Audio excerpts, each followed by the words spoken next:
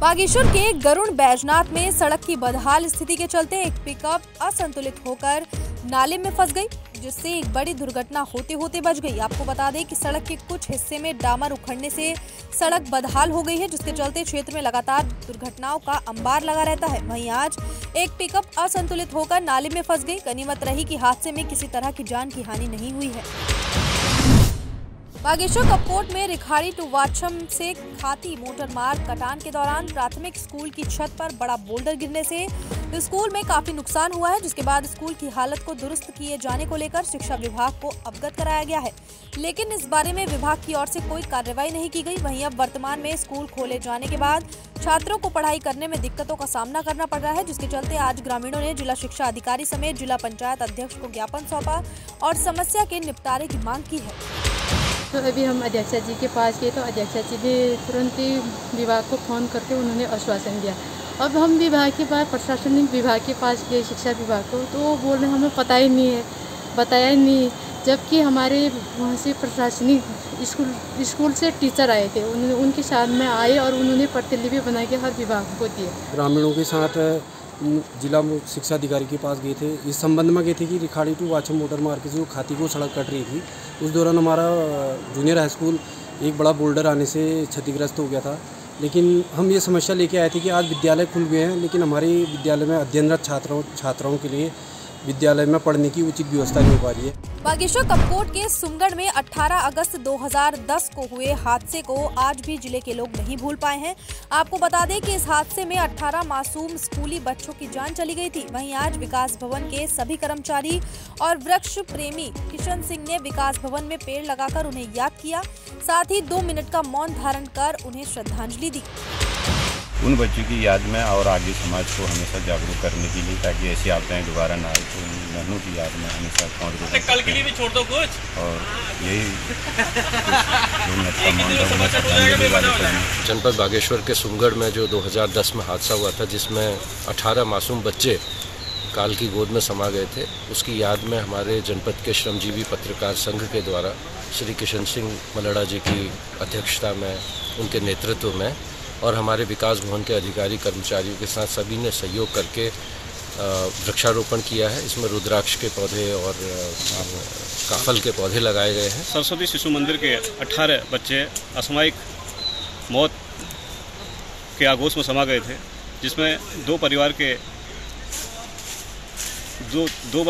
4 बच्चे बिल्कुल असामयिक मौत उनकी हो गई थी। उनकी याद में प्रतिवर्ष श्रमजीवी पत्रकार यूनियन द्वारा जनपद में श्रद्धांजलि सभा का आयोजन किया जाता है। बागेश्वर लोनीवी के धरीमधया गांव को जोड़ने वाली सड़क बनते बनते ही खस्ताहाल हो गई। दरअसल कांडा तहसील के अंतिम छोर पर बसा कमसियार घाटी क्षेत्र के धारी मध्या गांव को जोड़ने के लिए 6 किलोमीटर सड़क का निर्माण किया जा रहा था, लेकिन सड़क बनते बनते ही खस्ताहाल हो गई, जिसके बाद पूर्व विधायक ललित पासवान ने इस बारे में जल्द से जल्द जांच की मांग की है। साथ ही विभाग से संबंधित ठेकेदार से तुरंत कार्रवाई करने की बात कही है। विभाग का अधिकारी देखने तक नहीं आ रखा, अधिशासी बनता यहाँ पर, और पूरी सड़क से ये पूरी 5 किलोमीटर जो है सड़क से ये पूरी गांव और नीचे गांव है, आबादी नीचे, जो हालात इस सड़क ने इनको दिए हैं, और लोक निर्माण विभाग ने क्या हालत कर रखी है सड़क की, आप देख रहे हैं।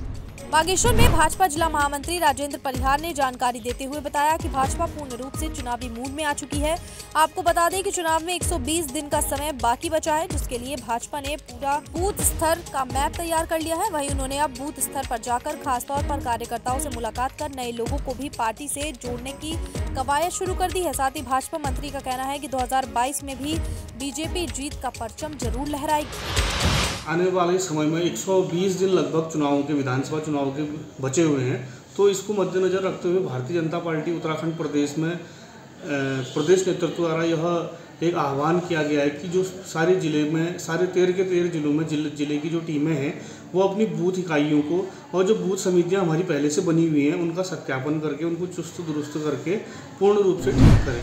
बागेश्वर के गरुड़ में ग्राम पंचायत मजकोट के अगरकोट तोक में नदी के पानी के बहाव से लगातार भू कटाव हो रहा है। वहीं स्थानीय ग्रामीणों का कहना है कि कई बार सिंचाई विभाग को अवगत कराने के बाद भी स्थिति जस की तस बनी हुई है। साथ ही उन्होंने बताया कि अगर लगातार भू कटाव होता रहा तो आने वाले समय में क्षेत्र के राजकीय प्राथमिक विद्यालय को भी खतरा हो सकता है। वहीं अब ग्रामीणों ने तत्काल नदी के किनारे सुरक्षा दीवार देकर समस्या के निजात दिलाने की मांग की है। हमारे क्षेत्र अगरकोट प्राइमरी विद्यालय के नज़दीकी एक नदी आती है। उस नदी गमोती नदी का कटाव से हमारे विद्यालय केवल 4 या 5 मीटर के दायरे में है और विद्यालय को काफ़ी खतरा बना है। बागेश्वर में सैनिक कल्याण विभाग में नियुक्ति संविदा कर्मचारी पिछले 27 दिनों से अपनी 2 सूत्रीय मांगों को लेकर धरने पर बैठे हुए हैं। वहीं बीते दिन कर्मचारियों ने अनशन शुरू कर कहा कि जब तक उनकी 2 सूत्रीय मांगों को पूरा नहीं किया जाता और लिखित रूप में उन्हें आश्वासन नहीं दिया जाता तब तक उनका ये अनशन जारी रहेगा।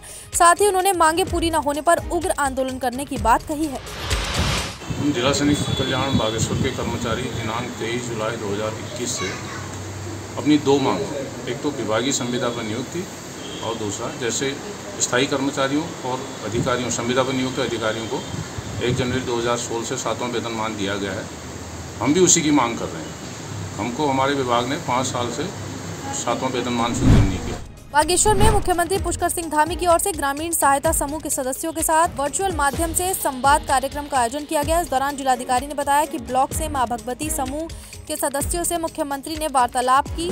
आपको बता दें कि मां भगवती समूह 10 महिलाओं का समूह है जिसका गठन 2018 में किया गया था। साथ ही जिलाधिकारी ने बताया कि कोरोना काल के दौरान इस समूह ने 90,000 मास्क बनाए जिसमें उन्हें 2 से 3 लाख का लाभ मिला। वहीं पिछले 3 साल में मां भगवती समूह ने 24 से 25 लाख रुपए का कारोबार किया जिसमें से उन्हें 9 से 10 लाख का शुद्ध लाभ मिला है।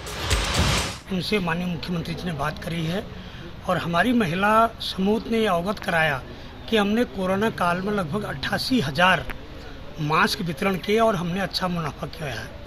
और बहुत सी बातें अभी प्रदेश की महिलाओं ने बताई हैं, अपनी समस्याएं भी बताई।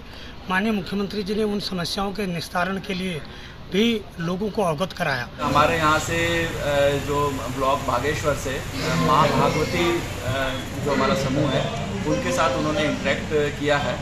माँ भागवती जो हमारा समूह है इसमें टोटल 10 महिलाओं का ये समूह है और ये समूह सिलाई से रिलेटेड काम करती है। 2018 में इसका गठन हुआ था और तब से ही ये काफ़ी एक्टिव रहे हैं।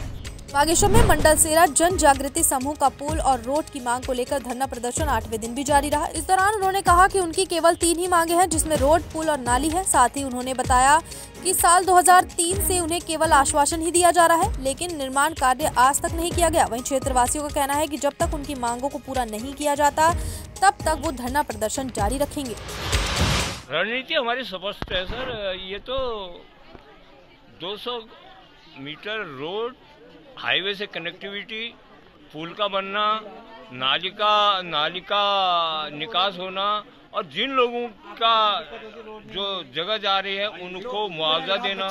हमारा संघर्ष जो है ये रोड के और पुल के लिए, इन 2 बिंदुओं पे और पानी के निकास के लिए, ये 3 बिंदुओं को लेकर के हमारा आंदोलन है। मंडल सेरा जन जागृति समूह द्वारा ये बहुत ही विचारणीय और सोचनीय प्रश्न है कि हमारी मांगे पूरी क्यों नहीं की जा रही है और काम घोषणाएं हो जाती है, धरातल हो क्यों नहीं रहा है। बहुत बड़ा आक्रोश है।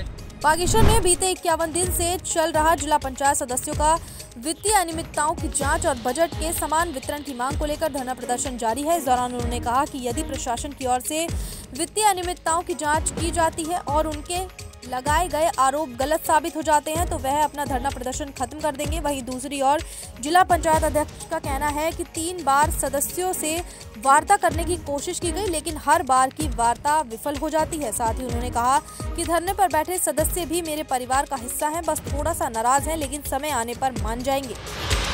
मैं कहना चाहूँगी कि वार्ता करनी चाहिए और ये बहुत बड़ा, वैसे तो अगर हम बात कर रहे हैं तो पंचायतों को सशक्त करने के लिए पंचायत एक्ट को सशक्त करने का एक हमारा आंदोलन है, पंचायतों को मजबूत करने का ये आंदोलन है।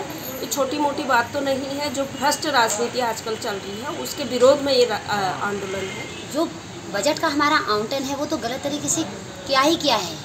समितियाँ भी उन्होंने गलत तरीके से बनवाई, एक्ट भी हमें जो गलत दिखाया और आज आप हमें सुनने में आ रहा है कि वह जो परिसंपत्तियाँ हैं उनको भी कौड़े के भाव बेचने का जो कार्य कर रही है वो कहीं ना कहीं निंदा की श्रेणी में आता है। लोग 9 श्रद्धे से धरने में बैठे हैं, कुछ नाराज होकर बैठे हैं, वार्ता करने जा रहे हूँ, वो समाधान की ओर नहीं आ रहे हैं, मान नहीं रहे हैं।